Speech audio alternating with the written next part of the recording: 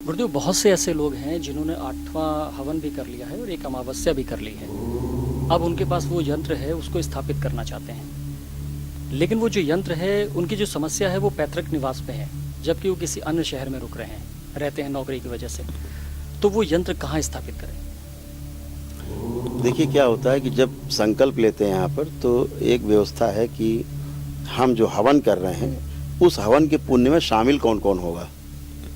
ठीक है, तो हम उस समय संकल्प करते समय ऐसा भी करते हैं बहुत लोग कि अपने घर के कुछ लोगों को अलग कर देते हैं कि हवन के पुण्य में शामिल ना हो, क्योंकि मांस मदिरा खाते पीते हैं या कहीं जादू टोना वालों के यहाँ जाते आते हैं, तंत्र मंत्र वालों के यहाँ गंदी संदी जगह पे जाते आते हैं, तो उसकी निगेटिविटीज़ जो हैं वो उनमें ट्रैवल करती हैं दाएँ बाएँ से, तो उनको अलग कर देते हैं अपने DNA के ऊर्जा पथ से। तो होता क्या है कि व्यवस्था तो ये है कि जहाँ व्यक्ति रह रहा है, चाहे किराए के मकान में रह रहा है, चाहे वो निजी मकान में रह रहा है, चाहे मित्र के यहाँ रह रहा है, कहीं भी रह रहा है, जहाँ वो रह रहा है कि हमें यहाँ रहना है, अभी रहना है, 6 महीने रहना है उसको, तो यंत्र वहीं स्थापित करना चाहिए।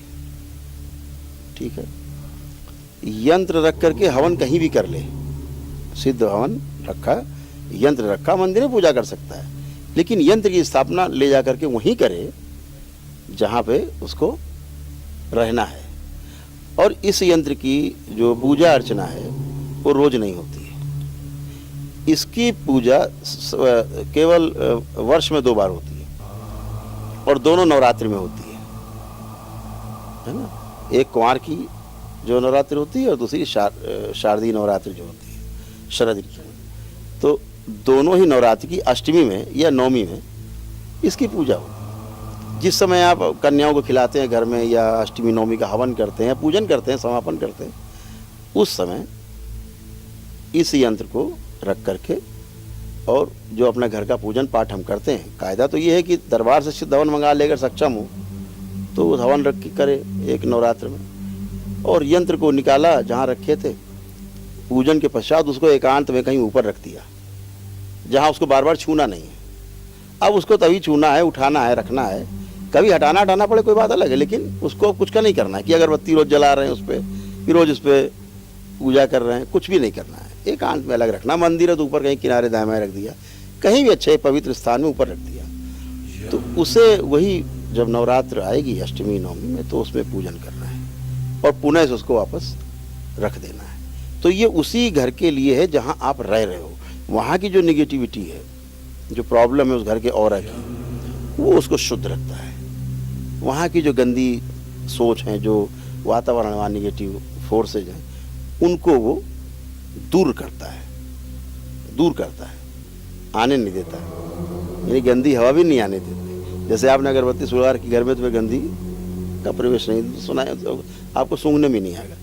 ऐसे यंत्र की स्थापना, एक ऑरा बनता है, ऊर्जा है वो शिव की ऊर्जा है, शिव और शक्ति की मिली जुली ऊर्जा है, और जिसके कारण निगेटिविटी नहीं आती। तो स्थापना वहीं हो जहाँ पर आप रहते हैं। अगर आपका कोई और घर है, पैतृक घर है, तो फिर उसके लिए आपको वहाँ पे करना पड़ेगा, यंत्र अलग से लेना होगा और वहाँ पर अलग से एक हवन करना होगा, एक हवन वहाँ हवन करके यंत्र की स्थापना करनी है। आपको कोई प्रतिष्ठान अलग है, कोई दुकान है, कोई फैक्ट्री है, तो उसके लिए आपको अलग ही करना होगा।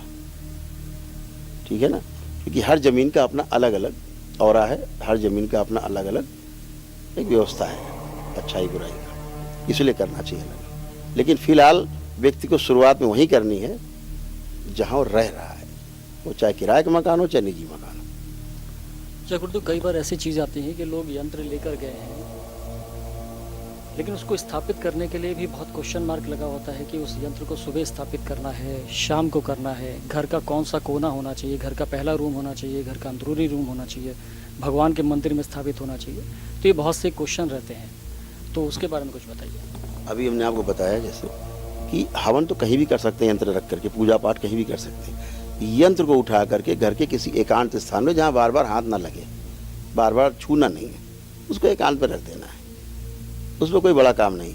और जो हवन है वो समय वही है, सुबह 8 बजे से 11 बजे के बीच में करना है, या रात्रि को 8 बजे से 11 बजे के बीच में करना है, जो सिद्ध हवन का समय है वही स्थापना का समय है।